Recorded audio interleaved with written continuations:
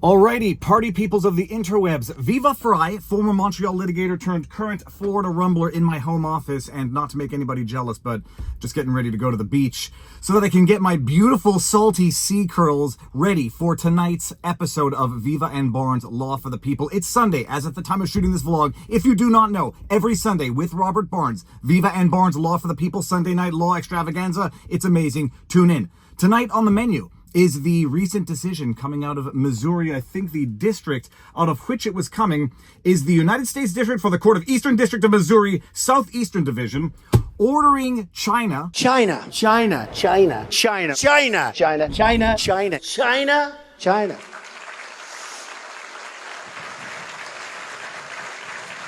pay $24 billion in damages to the state of Missouri as a result of China's misrepresentation of the COVID virus, what was going on in China, and their subsequent hoarding of PPE, personal protective equipment, which caused various damages to the state of Missouri. This is a default judgment, meaning China never bothered to appear and defend itself. That being said, the state of Missouri nonetheless had to make evidence of liability of damages. This one from Missouri celebrating a major court victory over China, the state winning a $24 billion judgment in its lawsuit against the Chinese Communist Party for hoarding protective supplies during the coronavirus pandemic. Final judgment coming down after Beijing failed to show up to court. State Attorney General Andrew Bailey calling out the CCP on X, writing, quote, "Hey, China, you owe Missouri $24 billion. Pay up or we start seizing assets and farmland." Missouri didn't win on all fronts of this lawsuit, but it doesn't really matter because they won on the substantive front of it, which were the damages resulting from China's hoarding of PPE, nationalizing of American factories that were producing PPE, but most importantly, misrepresenting what was going on in China, what they knew of the COVID virus. And I've got a number of issues to take with this judgment, which we'll get to in a second, but I'll just highlight a few things, take my glasses off here so I can read up close because I'm an old man. Page 6 of the decision. It said China refused to publicly admit the existence of the COVID-19 virus until December 31st, 2019, and affirmatively denied human-to-human transmissibility of the virus until January 2020. Evidence submitted by Missouri, however, demonstrates Missouri's claim that China repeatedly and knowingly misrepresented the existence and human-to-human transmission of the virus for months prior to these admissions. I am old enough to have lived through this and remember what happened and remember the lies, the gaslighting, the pathological misrepresentation of reality. And now to see it sort of vindicated in a judgment is mildly amazing. Later on, page 7. In their December 31, 2019 announcement acknowledging the existence of COVID-19, made months after they knew about the virus, defendants, quote, asserted that at the present time, inquiries have found no obvious signs of human-to-human transmission and have not found infections among medical personnel, end quote. This statement was false. What's more, plaintiffs' uncontroverted evidence demonstrates that defendants knew this statement was false. Whoop-de-freaking-do, people. We are finally getting court vindication that China lied to the rest of the world as to their knowledge of the transmissibility of the virus, the state of the virus, and then proceeded to hoard PPE. Now, my one caveat of this entire decision is that to the extent we know that the face masks don't do much to prevent transmission, hoarding the PPE might not have had that much of a medical impact on the rest of the world, but it certainly had a cost impact on the state of Missouri because at the time people thought they had to get this PPE, and so they were running out trying to get it, paying more than they needed to, couldn't get it from China because they were hoarding it, and so they incurred additional costs, which the court recognized a little later on at page 9. Defendants also sought to affirmatively conceal the risk the virus presented to the rest of the world by intentionally targeting and punishing doctors and other whistleblowers who sought to warn the public about the COVID-19 outbreak. On December 2, 2019, nearly a month before defendants acknowledged the existence of the COVID-19 virus and 7 weeks before defendants admitted their knowledge of the human-to-human transmission of the virus, local authorities in Wuhan issued an, quote, emergency notice to medical institutions, end quote, that forbade them from releasing any, quote, unauthorized, end quote, information about COVID-19. You know what's amazing about all of this?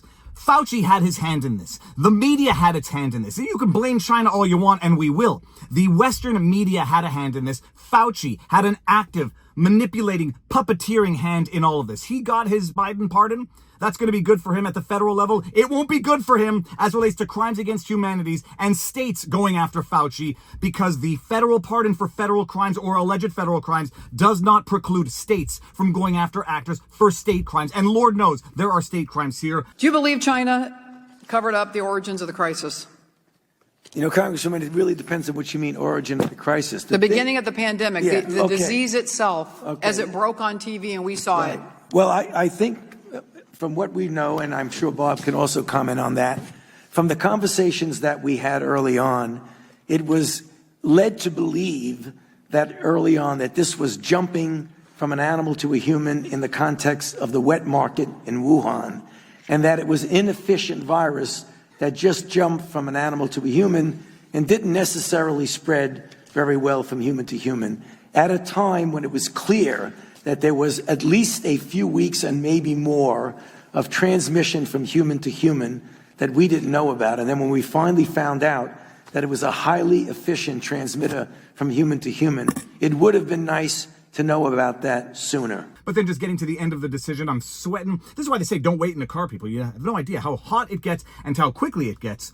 Just as relates to the damages at page 31, totaled together with the $8.04 billion in direct lost tax revenue. As a result of China's hoarding of PPE, Missouri has established this claim of damages through evidence satisfactory to the court, according to the standard laid out at whatever the evidentiary ruling is right there. It's amazing.